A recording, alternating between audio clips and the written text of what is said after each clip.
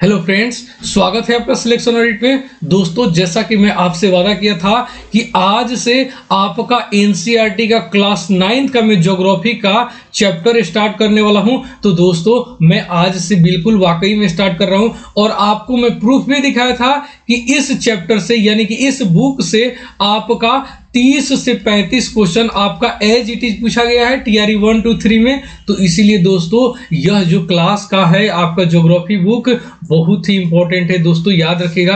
अब मैं बात करूं तो मैं आपको chapter wise 20 most important MCQ को सॉल्व करूंगा विथ व्याख्या के साथ, और ये व्याख्या आपका एनसीईआरटी का होगा और इसी चैप्टर का मैं दिखाऊंगा आपको प्रूफ। जैसे देखिए दोस्तों, ये क्वेश्चन है आपका प्रीवियस ईयर का आया हुआ है और इस क्वेश्चन का प्रूफ देख रहे होंगे।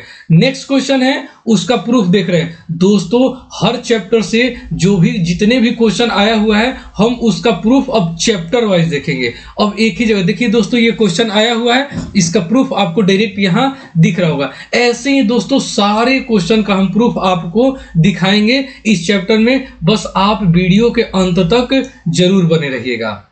सिर्फ प्रूफ दिखाने के लिए हम सीरीज नहीं स्टार्ट किए हैं, हम लोग 20 मोस्ट इंपॉर्टेंट क्वेश्चन को सॉल्व करने के लिए किए हैं। लेकिन ये चैप्टर क्यों महत्वपूर्ण है आपके लिए, उसको हम लोग इस वीडियो में दिखाएंगे। क्यों महत्वपूर्ण है? क्योंकि इस चैप्टर से आपका 5 question as it is TRE में पूछा गया है। तो चलिए दोस्तों, स्टार्ट करते हैं। 20 एमसीक्यू के साथ आपका 5 प्रीवियस ईयर क्वेश्चन में सॉल्व करेंगे पूरी व्याख्या के साथ। दोस्तों, एक बार पूरा वीडियो देखिएगा, उसके बाद आपको खुद पर यकीन हो जाएगा कि आप बिल्कुल सही जगह आए हैं और आपको इस बार सिलेक्शन दिलाना मेरी जिम्मेवारी है। दोस्तों, यकीन मानिए, बहुत सारा मेहनत करने के बाद आपको बोथ लैंग्वेज में और सारे प्रूफ के साथ ढूंढ कर आपको क्वेश्चन लेकर आए हैं। तो देखिए, पहला क्वेश्चन है कि भारत का कुल क्षेत्रफल कितना है। तो दोस्तों, भारत का कुल क्षेत्रफल कितना है, तो आइए देखिए, आपका सेम क्वेश्चन पूछा हुआ है और देखिए यहां पे क्या लिखा हुआ है, 32.8 लाख वर्ग किलोमीटर। तो दोस्तों, इस क्वेश्चन का आंसर आपका हो जाएगा ऑप्शन बी, 32.8 लाख वर्ग किलोमीटर। 3.2 लाख नहीं है दोस्तों, ये मिलियन होगा। मिलियन रहता तो ये आंसर बिल्कुल सही हो जाता, और यही क्वेश्चन आपके एग्जाम में पूछ लिया गया है दोस्तों। यकीन नहीं होगा, आप देख लीजिए। भारत का कुल भौगोलिक क्षेत्रफल कितना है, तो देखिए दोस्तों 3.28 मिलियन वर्ग किलोमीटर है। याद रखिएगा दोस्तों, 10 लाख में 1 मिलियन होता है, तो 3.28 मिलियन हो गया आपका। और वहीं लाख की बात करें तो 32.8 लाख वर्ग किलोमीटर है। याद रखिएगा, आपका एनसीईआरटी में दिया हुआ है कि भारत के भूभाग का कुल क्षेत्रफल लगभग 32.8 लाख वर्ग किलोमीटर है। ध्यान रखिएगा। ठीक यहीं से देखिए, आगे यहीं पे एक लाइन दिया हुआ है दोस्तों कि भारत का क्षेत्रफल विश्व के कुल, आगे लाइन दिया हुआ है। देखिए, यहीं से दोस्तों क्वेश्चन पूछ लिया गया है। क्वेश्चन क्या पूछा है कि पृथ्वी के स्थलीय भाग के कितने प्रतिशत भाग पर भारत स्थित है, यानी कि पूरे विश्व का कितने प्रतिशत पर भारत दोस्तों टिका हुआ है। तो आपका आंसर 2.4%। ध्यान रखिएगा दोस्तों, हमारा देश पूरे विश्व का पूरे स्थल भाग का 2.4% पे है क्षेत्रफल लिए हुआ है। देखिए यहाँ स्पष्ट दिया हुआ है दोस्तों, यकीन नहीं होगा। आप देखिए यहाँ पे दिया हुआ है कि भौगोलिक क्षेत्रफल का 2.4% है। ठीक है दोस्तों, याद रखिएगा, महत्वपूर्ण क्वेश्चन है। ये सारा क्वेश्चन आपको एक्सप्लेनेशन में दे दिया। दूसरा बार देखिए, भारत जो है दुनिया का 7वां सबसे बड़ा देश है क्षेत्रफल के अनुसार। यह एशिया महाद्वीप में स्थित है हमारा देश भारत। आइए अगला क्वेश्चन दोस्तों देखते हैं। अगला क्वेश्चन आपका है कि भारत भूमध्य रेखा से किस दिशा में स्थित है, यानी कि हमारा जो भारत देश है ये भूमध्य रेखा यानी कि 0 डिग्री अक्षांश से किस दिशा में है, यानी उत्तर में है कि आपका दक्षिण में है, पूर्व में है कि पश्चिम में है। तो दोस्तों, इसका राइट आंसर हो जाएगा भूमध्य रेखा के उत्तर में है। यकीन नहीं होगा आपको, आइए देखते हैं। एनसीईआरटी में एज इट इज लिखा हुआ है कि यह उत्तरी गोलार्ध में स्थित है दोस्तों, याद रखिएगा। और यहाँ इसका एल्टीट्यूड लॉन्गिट्यूड दिया हुआ है कि इसका मुख्य भाग 8 डिग्री 4 मिनट उत्तर से 37 डिग्री 6 मिनट उत्तर अक्षांश दोस्तों, याद रखिएगा। वहीं मैं बात करूं 68 डिग्री 7 मिनट पूर्व से 97 डिग्री 25 मिनट पूर्व तक देशांतर है, याद रखेगा। अगर मैं कर्क रेखा की बात करूं तो कर्क रेखा से आपका 23 डिग्री 30 मिनट उत्तर में देश स्थित है, याद रखिएगा। आइए अगला क्वेश्चन दोस्तों देखते हैं। ये आपको पता होगा कि भूमध्य रेखा को ही 0 डिग्री अक्षांश होता है, आप सभी को पता होगा, जो कि भारत के दक्षिण दिशा से गुजरती है। दोस्तों ये भारत है और भूमध्य रेखा आपका बिल्कुल यहीं से गुजरता है, 0 डिग्री अक्षांश, याद रखिएगा। आपको फिगर के माध्यम से आगे क्वेश्चन लिए हुए हैं, आपको फिगर के माध्यम से हम आपको दिखा देंगे। आइए अगला क्वेश्चन तब तक दोस्तों सॉल्व करते हैं। अगला क्वेश्चन है जो कि 3 नंबर क्वेश्चन है, भारत की स्थलीय सीमा की लंबाई कितनी है? भारत के स्थलीय सीमा की लंबाई कितनी है दोस्तों? तो देखिए 7516.6 किलोमीटर, 15,200 किलोमीटर, 3,214 किलोमीटर और 10,000 किलोमीटर। तो दोस्तों सभी को पता है कि इसका आंसर आपका होगा बी, 15,200 किलोमीटर भारत की स्थलीय सीमा की लंबाई है। यानी कि स्थल से 15,200 किलोमीटर फैला हुआ है, वहीं आपका जो तटीय है समुद्र से, उसका हम अलग क्वेश्चन लिए हैं। तो दोस्तों देखिए यहाँ पे एक्सप्लेनेशन दिया हुआ है कि भारत का जमीनी सीमा लगभग 15,200 किलोमीटर लंबी है। ठीक है, यह सीमा 7 देशों से लगती है, जैसे पाकिस्तान, अफगानिस्तान, चीन, नेपाल, भूटान, बांग्लादेश और म्यांमार। यानी कि ये दोस्तों पॉइंट याद रखिएगा कि भारत को जो सीमा है 7 देशों से लगती है और ये 7 देश का नाम दिया हुआ है। सबसे लंबी सीमा भारत की बांग्लादेश से स्थित है, याद रखिएगा। आइए अगला क्वेश्चन, इसको एनसीईआरटी में प्रूफ हम दिए हुए हैं। देखिए दोस्तों यहीं से आपका क्वेश्चन पूछ लिया गया है कि भारत की तटीय रेखा कितनी है? भारत की तटीय रेखा कितनी है? तो दोस्तों 7,516.6 किलोमीटर, याद रखिएगा। पॉइंट में भी कितनी है तटीय रेखा? 7,516.6 किलोमीटर है। आइए दोस्तों यहीं से आपका देखिए क्वेश्चन पूछ लिया था। क्वेश्चन क्या पूछ लिया था कि भारत की मुख्य भूमि की तट रेखा की लंबाई कितनी है? तो दोस्तों कितना हो जाएगा? 7,516 किलोमीटर, यानी कि 7,516 किलोमीटर, जो कि आंसर होगा। आइए यही आपका दिया हुआ है एनसीईआरटी में, सारा प्रूफ हम आपको दिखा रहे हैं। देखिए स्थल सीमा रेखा 15,200 किलोमीटर है स्थल, वहीं अगर लक्षद्वीप अगर बात करें समुद्र तट रेखा तो आपका 7,516.6 किलोमीटर है। अगर दोस्तों एग्जैक्ट लीजिएगा तब तो आपका आंसर इनमें से कोई नहीं हो जाएगा, ठीक है। लेकिन दोस्तों 0.6 नहीं, आपका आंसर बी ही होगा, ध्यान रखिएगा, ठीक है। आइए ये देखिए यहाँ लिखा हुआ है कि भारत विश्व का 7वां सबसे बड़ा देश है। आइए आगे क्वेश्चन देखते हैं, सारा चीज यहाँ पे लिखा हुआ है। 5 नंबर क्वेश्चन है दोस्तों, 5 नंबर क्वेश्चन है कि भारत का सबसे दक्षिणी बिंदु कौन सा है? तो देखिए यहाँ पे मैं टिक कर दिया हूँ, सबसे दक्षिणी बिंदु कौन सी है? इंदिरा पॉइंट। अब इंदिरा पॉइंट के बारे में दोस्तों जान लेते हैं कुछ फैक्ट जो कि आपके एग्जाम में डायरेक्ट पूछा गया है। भारत का सबसे दक्षिणतम बिंदु जो है आपका इंदिरा पॉइंट है। यह ग्रेट निकोबार द्वीप में स्थित है दोस्तों। ये पॉइंट आप याद रखिएगा, बेहद ही महत्वपूर्ण है कि अगर पूछ ले कि भारत का सबसे दक्षिणतम बिंदु जो है इंदिरा पॉइंट, यह कहाँ स्थित है, किस द्वीप में स्थित है? तो ग्रेट निकोबार द्वीप में स्थित है, जो अंडमान और निकोबार का हिस्सा है। अगर इसका अक्षांशीय देख लीजिए तो 6 डिग्री 45 मिनट नॉर्थ अक्षांश पर स्थित है। 2004 में सुनामी के कारण दोस्तों इसका कुछ हिस्सा डूब गया था और यहीं आपके एग्जाम में क्वेश्चन पूछ लिया गया है। देखिए दोस्तों यहीं आपके एग्जाम में क्वेश्चन पूछ लिया गया है कि इंदिरा पॉइंट की विशेषता है, तो क्या है दोस्तों? वर्तमान समय में दृष्टिगत नहीं है, यह ग्रेट निकोबार द्वीप में स्थित है, बिल्कुल सही है। यह भारत का सबसे दक्षिणतम बिंदु, बिल्कुल सही है।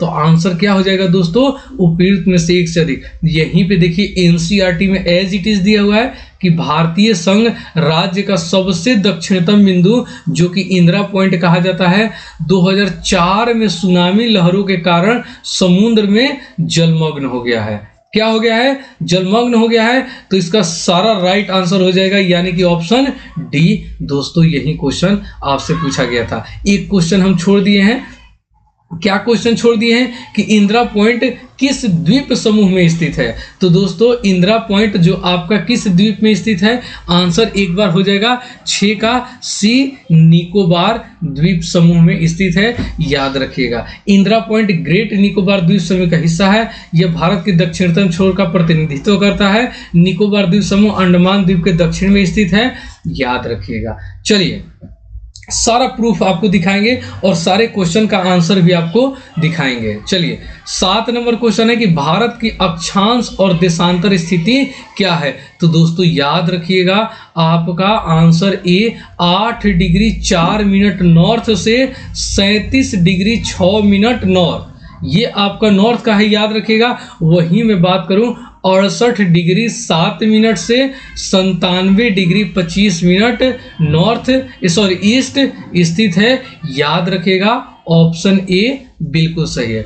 आइए एनसीईआरटी में ये एज इट इज दिया हुआ है, देखिए इसका मुख्य भाग 4 डिग्री उत्तर से 37 डिग्री 6 मिनट उत्तर अक्षांश। वहीं मैं बात करूं 68 डिग्री 7 मिनट पूर्व से 97 डिग्री 25 मिनट पूर्व देशांतर तक है इसका विस्तार। हमारे देश का विस्तार यही है अक्षांश देशांतर में, याद रखिएगा दोस्तों, ठीक है। आइए एक पॉइंट दोस्तों यहां दिया हुआ है कि पूर्व पश्चिम विस्तार के कारण समय में लगभग 2 घंटे का अंतर पड़ता है, यानी कि भारत के सबसे पूर्वी छोर से सबसे पश्चिमी छोर तक के बीच का अगर अंतर देखें समय का तो 2 घंटे का है दोस्तों, याद रखिएगा। आपका अरुणाचल प्रदेश में जगह है और आपका गुजरात का जो कच्छ है और यहाँ तिब्बत है उसके बीच 2 घंटे का अंतर है, आपको हम दिखाएंगे प्रूफ के साथ। चलिए आइए देखिए यहां लिखा हुआ है, आइए भारत का मानक समय किस देशांतर पर आधारित है। भारत का मानक समय किस देशांतर पर स्थित है। तो दोस्तों हमारा जो IST है यानी कि इंडियन स्टैंडर्ड टाइम जो है ये आपका 82 डिग्री 30 मिनट पूर्व पर स्थित है। दोस्तों बहुत ही VVI क्वेश्चन है, याद रखिएगा, बहुत ही इंपॉर्टेंट क्वेश्चन, ठीक है। तो याद रखिएगा बहुत ही इंपॉर्टेंट है। यहां देखिए दोस्तों स्पष्ट लिखा हुआ है आपका क्या है एनसीईआरटी में कि गुजरात से अरुणाचल प्रदेश के स्थानीय समय में 2 घंटे का अंतर है और कई बार ये एग्जाम में क्वेश्चन पूछा गया है। अतः 82 डिग्री 30 मिनट पूर्व देशांतर रेखा को भारत का मानक यमयोत्तर माना जाता है, IST माना जाता है, याद रखिएगा। जो कि ये अगर मैं बात करूं ये आपका देशांतर में बात करूं यानी कि 82 डिग्री 30 मिनट, तो ये आपका उत्तर प्रदेश के मिर्जापुर से गुजरता है दोस्तों, और मिर्जापुर में भी एग्जैक्ट नाम ले तो नैनी से गुजरता है, ठीक है। यानी कि याद रखिएगा उत्तर प्रदेश में मिर्जापुर से ये आपका देशांतर गुजरता है और उसी को भारत का मानक यमयोत्तर माना गया है। यानी कि 2-3 चीज यहां से क्लियर हो गया कि गुजरात से अरुणाचल प्रदेश के स्थानीय समय में 2 घंटे का अंतर है, ठीक है। भारत का मानक यमयोत्तर 82 डिग्री 30 मिनट पूर्व देशांतर, ध्यान रखिएगा ये पूर्व ईस्ट जरूर याद रखिएगा, देशांतर रेखा है और यह कहां से गुजरता है, उत्तर प्रदेश में मिर्जापुर से गुजरता है, याद रखिएगा। चलिए अगला क्वेश्चन देखते हैं। देखिए दोस्तों 5 मिनट थोड़ा सा ज्यादा लग जाए, लेकिन आप लोग जैसे जैसे देखिए क्लास बढ़ रहा है तो थोड़ा सा समय तो चैप्टर को सॉल्व करने में लगेगा ही, लेकिन बहुत ही इंपॉर्टेंट है, थोड़ा सा समय दीजिएगा। मैं दे रहा हूं तो आप क्यों नहीं दीजिएगा। चलिए 9 नंबर क्वेश्चन है कि भारत और श्रीलंका के बीच कौन सा जल डमरूमध्य स्थित है। तो दोस्तों बिल्कुल सिंपल आंसर है, पाक जल डमरूमध्य स्थित है। भारत और श्रीलंका के बीच आदम ब्रिज भी कहा जाता है दोस्तों, याद रखिएगा, इंपॉर्टेंट क्वेश्चन है। आइए क्या आपके एनसीईआरटी में क्या दिया हुआ है, तो देखिए एनसीईआरटी में स्पष्ट दिया हुआ है कि दक्षिण में समुद्र पार हमारे पड़ोसी 2 द्वीप समूह राष्ट्र श्रीलंका और मालदीव है। यानी कि दक्षिण में हमारे जो 2 पड़ोसी देश है जो द्वीप समूह है, कौन कौन सा, श्रीलंका और मालदीव है। भारत और श्रीलंका के बीच में छोटी समुद्री रास्ता पाक जल संधि तथा मन्नार की खाड़ी स्थित है दोस्तों, याद रखिएगा। मालदीव लक्षद्वीप समूह के दक्षिण में स्थित है, यानी कि मालदीव कहाँ है, जो हमारा देश का लक्षद्वीप समूह है उसके दक्षिण में स्थित है, याद रखिएगा, ठीक है। तो आपको आंसर पता चल गया होगा कौन सा, पाक जलमर्द स्थित है भारत और श्रीलंका के बीच में। चलिए सारा चीज वहीं दिया हुआ है। देखिए इसके पास ही राम सेतु है यानी कि आडम्स ब्रिज है, याद रखिएगा दोस्तों, राम जी जो बनवाए थे, बिल्कुल इंपॉर्टेंट है। चलिए 10 नंबर क्वेश्चन का आंसर एक बार बताइए कि भारत की मुख्य भूमि का सबसे दक्षिणतम बिंदु। देखिए दोस्तों, भारत का अगर पूछ ले कि दक्षिणतम बिंदु कौन है तो इंदिरा पॉइंट बिल्कुल सही है, लेकिन जैसे ये शब्द जोड़ दे कि मुख्य बिंदु का सबसे दक्षिणतम बिंदु कौन है तो दोस्तों आंसर आपका होगा कन्याकुमारी, याद रखिएगा। ठीक है, कहाँ है? तमिलनाडु में है, याद रखिएगा कन्याकुमारी भारत की मुख्य भूमि का सबसे दक्षिणतम बिंदु है। आइए इसके बारे में मैं कुछ पॉइंट ऐड किया हूं कि भारत की मुख्य भूमि का दक्षिणतम बिंदु है आपका कन्याकुमारी, तमिलनाडु में। यह स्थल जो है यही दोस्तों बहुत इंपॉर्टेंट पॉइंट है, याद रखिएगा, बहुत ही वीवीआई पॉइंट है कि यह स्थल अरब सागर, बंगाल की खाड़ी और हिंद महासागर के संगम पर स्थित है। यानी कि आपका कन्याकुमारी के पास अरब सागर, बंगाल की खाड़ी, हिंद महासागर, तीनों सागरें आकर मिलती है। इसे केप कोमोरोइन कहा जाता है दोस्तों, याद रखिएगा। यहाँ से समुद्र में सूर्योदय और सूर्यास्त एक साथ दिखाई देते हैं, मतलब सूर्योदय भी दिखाई देगा आपको और सूर्यास्त भी आपको दिखाई देगा दोस्तों। ये ऐसा जगह है आपका कन्याकुमारी, बहुत बढ़िया टूरिस्ट प्लेस है, यहाँ बहुत लोग जाते हैं, याद रखिएगा। आइए 11 नंबर क्वेश्चन देखते हैं कि भारत की सीमा कितने देशों से लगती है। यानी कि देखिए दोस्तों, हमारा जो देश है इसके देश की जो सीमा है आपका कितने देशों से लगती है तो दोस्तों याद रखिएगा 7 देशों के साथ लगती है। आइए इसका पूरे व्याख्या एनसीईआरटी के माध्यम से कर लेते हैं। देखिए बहुत इंपॉर्टेंट है, भारत की भूमि की सीमा उत्तर पश्चिम में पाकिस्तान और अफगानिस्तान के साथ है, उत्तर में चीन, तिब्बत, नेपाल और भूटान के साथ है तथा पूर्व में म्यांमार व बांग्लादेश के साथ है। तो दोस्तों टोटल आपका 7 देश हो गया, याद रखिएगा दोस्तों। डायरेक्शन जरूर याद रखिएगा, यहीं से क्वेश्चन पूछा जाएगा। देखिए दोस्तों, अब एग्जाम में बिल्कुल सिंपल क्वेश्चन नहीं पूछा जाएगा कि उत्तर में कौन है, इधर है। उत्तर पश्चिम पूछ लेगा कौन कौन सा देश है तो याद रखिएगा पाकिस्तान और अफगानिस्तान है। वहीं उत्तर में बात करूं, देखिए उत्तर पश्चिम में पाकिस्तान, अफगानिस्तान, उत्तर में एग्जैक्ट उत्तर में आपका चीन है, ठीक है, नेपाल है और भूटान है। वहीं पूर्व की मैं बात करूं, ईस्ट की बात करूं तो आपका म्यांमार और बांग्लादेश 2 देश है। ठीक है, तो टोटल 7 देश है गए जो भारत के इंटरनेशनल बाउंड्री है, याद रखिएगा। चलिए वही सेम चीज दिया हुआ है। आइए 12 नंबर क्वेश्चन का आंसर एक बार जरूर जान लेते हैं। 12 नंबर क्वेश्चन है दोस्तों, भारत किस महाद्वीप में स्थित है। तो बहुत सिंपल क्वेश्चन है, मैं ले लिया हूं जानबूझकर कि बीच में एक एक आसान भी क्वेश्चन होना चाहिए, ऐसा नहीं और दिया हुआ था ले लिया मैं क्वेश्चन। एशिया महाद्वीप में स्थित है भारत देश, याद रखिएगा। ठीक है, एशिया दुनिया का सबसे बड़ा महाद्वीप है, क्षेत्रफल और जनसंख्या दोनों ही मामलों में। एशिया जो महाद्वीप है दुनिया का सबसे बड़ा महाद्वीप है। भारत दक्षिणी एशिया में स्थित है। अब आपसे हो सकता है ये क्वेश्चन पूछ ले कि भारत जो है एशिया महाद्वीप के किस दिशा में स्थित है, दक्षिण, पूर्व, पश्चिम, उत्तर पूछ लेगा तो आपका आंसर हो जाएगा दक्षिण में, याद रखिएगा। चलिए अगला क्वेश्चन है दोस्तों 13 नंबर क्वेश्चन, और यहीं पे बहुत पीछे जितने सारे क्वेश्चन किए हुए हैं वो यहीं पे आपका क्लियर हो जाएगा। भारत का सबसे लंबा देशांतर कौन सा है। भारत का सबसे लंबा देशांतर दोस्तों है आपका 13 का, याद रखिएगा 97 डिग्री 25 मिनट, याद रखिएगा दोस्तों। बहुत ही वीवीआई क्वेश्चन है, एग्जाम में सीधा छपने वाला क्वेश्चन है कि भारत का सबसे लंबा देशांतर कौन सा है। एनसीईआरटी में एग्जैक्ट दिया हुआ है कौन सा है दोस्तों। तो देखिए ये आपका 97 डिग्री 25 मिनट जो है यही आपका भारत का सबसे लंबा जो है देशांतर है, याद रखिएगा। ठीक है, अगर मैं इसका डिस्टेंस पूछूं तो 2933 किलोमीटर है दोस्तों, याद रखिएगा, बहुत ही इंपॉर्टेंट क्वेश्चन है। चलिए याद रखिएगा भारत का पूर्वोत्तम देशांतर 97 डिग्री 25 मिनट ईस्ट है। यह अरुणाचल प्रदेश से होकर गुजरता है। पूरब और पश्चिम में फैले देशों के कारण समय में 2 घंटे का अंतर होता है, जो कि मैं आपको बता दिया हूं। चलिए 14 नंबर क्वेश्चन, आंसर एक बार जरूर बताइएगा दोस्तों। सिर्फ आपसे एक रिक्वेस्ट है कि आपको यह क्लास कैसा लगा आपको क्लास कैसा लगा इसका एक बार दोस्तों कमेंट में ज़रूर बताइएगा। अगर कुछ कमी होगा तो भी बताइएगा, मैं अगले चैप्टर से, क्योंकि हर चैप्टर आपके लिए बहुत ही महत्वपूर्ण है, तो अगला जो नेक्स्ट वीडियो होगा उसमें मैं उस कमी को सुधार लूं। यह ध्यान रखिएगा।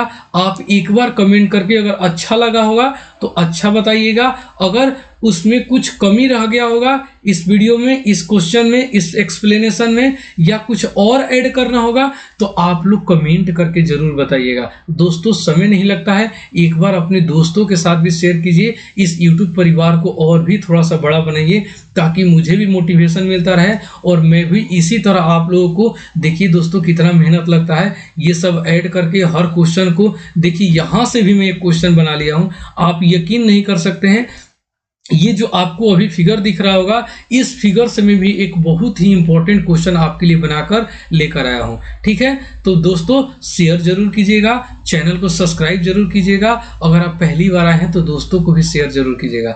आइए 14 नंबर क्वेश्चन है कि भारत का कौन सा राज्य भूमध्य रेखा के सबसे निकट है। भूमध्य रेखा मतलब 0 डिग्री अक्षांश। तो अब बताइए कि 0 डिग्री से सबसे निकट आपका राज्य कौन सा है। तो देखिए दोस्तों ये आपका डॉट डॉट ये आपका भूमध्य सागर हो गया। अब बताइए कि इससे सबसे निकट आपका तो भारत का ये सबसे नीचे वाला पॉइंट होगा, यानी कि यहीं पे आपका तमिलनाडु है। अभी मैं कन्याकुमारी बताया, यानी कि भूमध्य रेखा से सबसे नजदीक जो है आपका तमिलनाडु राज्य है। दोस्तों याद रखिएगा, केरल भी है, ध्यान रखिएगा, लेकिन अगर पूछ ले तो तमिलनाडु ही दोस्तों होगा सबसे नजदीक। अगर पूछ ले तो तमिलनाडु होगा, याद रखिएगा, इंपॉर्टेंट क्वेश्चन है। चलिए अब नेक्स्ट क्वेश्चन देखते हैं। नेक्स्ट क्वेश्चन क्या है, कौन सा देश भारत के उत्तर में स्थित है। अब आइए दोस्तों, मैं वहां आपको 7 देश बताया था जो भारत की सीमा से जुड़े हुए थे, तो अब बताइए, तो अभी मैं आपको इतने अच्छे से बताया कि कौन सा देश भारत के उत्तर में स्थित है। तो दोस्तों आपका आंसर होना चाहिए चीन। याद रखिएगा, चीन भारत के उत्तर में स्थित है। ठीक, यानी कि भारत के ठीक उत्तर में चीन स्थित है। यह सीमा हिमालय के पार लगती है। भारत और चीन के बीच सीमा विवाद भी है, खासकर लद्दाख और अरुणाचल प्रदेश में। चीन एशिया का सबसे बड़ा देश है और भारत का प्रमुख पड़ोसी भी है, याद रखिएगा। अब आइए दोस्तों, ये शब्द मैं अभी आपको बताया और कई बार आपका बीपीएससी में नहीं, आपका ये केवीएस में एक क्वेश्चन पूछ लिया गया, इसलिए मैं ये क्वेश्चन को भी ऐड कर दिया हूँ। हालांकि ये चैप्टर में आपका डायरेक्ट ये शब्द नहीं दिया हुआ है, लेकिन इससे आपके एग्जाम में क्वेश्चन पूछा गया है कि केप कोमोरिन किसे कहा जाता है। तो दोस्तों अभी जस्ट आपको मैं बताया, कन्याकुमारी को ही केप कोमोरिन कहा जाता है, याद रखिएगा। चलिए दोस्तों इसके बारे में जान लेते हैं कि जो केप कोमोरिन है नामक ब्रिटिश काल में कन्याकुमारी को दिया गया था। यानी कि ब्रिटिश काल में कन्याकुमारी को नाम केप कोमोरिन दिया गया था। दोस्तों एग्जाम में पूछ सकता है, यह स्थल 3 समुद्रों का संगम है, अरब सागर, बंगाल की खाड़ी, हिंद महासागर। यहाँ से एक ही स्थान पर सूर्योदय और सूर्यास्त देखा जा सकता है। चलिए अगला जो क्वेश्चन है दोस्तों, यकीन मानिए बहुत ही महत्वपूर्ण क्वेश्चन है। भारत के पूर्वी तट पर कौन सा सागर स्थित है। भारत के पूर्वी तट पर कौन सा महासागर स्थित है। तो दोस्तों आपका आंसर हो जाएगा बंगाल की खाड़ी। कौन सा, बंगाल की खाड़ी आपकी पूर्वी तट पर स्थित है, याद रखिएगा। अगर मैं बात करूं बंगाल की खाड़ी का, तो भारत के पूर्वी तट पर बंगाल की खाड़ी स्थित है। यह तमिलनाडु, आंध्र प्रदेश, ओडिशा और पश्चिम बंगाल को छूता है। यहाँ कई बंदरगाह स्थित है, जैसे कोलकाता, विशाखापट्टनम, ये प्रमुख बंदरगाह है। यह क्षेत्र चक्रवातों के लिए भी जाना जाता है। यह क्षेत्र चक्रवातों के लिए भी जाना जाता है दोस्तों, याद रखिएगा। अगला क्वेश्चन, यानी कि इस चैप्टर का आखिरी क्वेश्चन है कि भारत की पश्चिमी सीमा किस देश से लगती है। यानी कि भारत की पश्चिमी सीमा आपको दोस्तों मैं अभी बताया, पाकिस्तान भारत के पश्चिम में स्थित है, याद रखिएगा, इंपॉर्टेंट क्वेश्चन है। अगर मैं बात करूं तो भारत का पश्चिमी सीमा पाकिस्तान से लगती है। यह सीमा राजस्थान, पंजाब, जम्मू कश्मीर और गुजरात से होकर गुजरता है। यानी कि पाकिस्तान की सीमा भारत देश के राजस्थान के साथ भी, पंजाब के साथ भी, जम्मू कश्मीर के साथ भी और गुजरात के साथ भी, यानी कि 4 राज्यों के साथ लगता है, ध्यान दीजिएगा। भारत पाक सीमा सबसे संवेदनशील मानी जाती है। इस सीमा पर कई सुरक्षा चौकियां हैं और बीएसएफ की तैनाती है। तो दोस्तों आज के सीरीज का यह आखिरी क्वेश्चन था।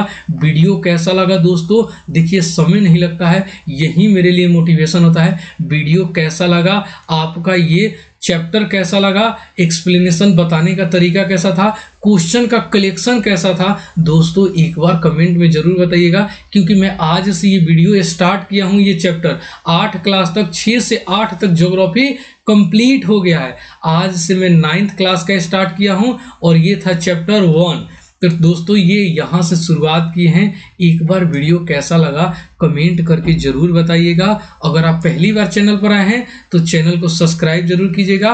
वीडियो पसंद आया हो तो वीडियो को लाइक जरूर कीजिएगा। नेक्स्ट वीडियो में यानी कि कल मिलते हैं आपको चैप्टर 2 के साथ, और वहां भी आपको प्रूफ दिखाएंगे कि चैप्टर 2 से कितने क्वेश्चन पूछे गए हैं, एज इट इज आपको प्रूफ के माध्यम से दिखाएंगे दोस्तों, और 20 मोस्ट इंपॉर्टेंट क्वेश्चन को भी सॉल्व करेंगे। तो चलिए तब तक के लिए बहुत बहुत धन्यवाद।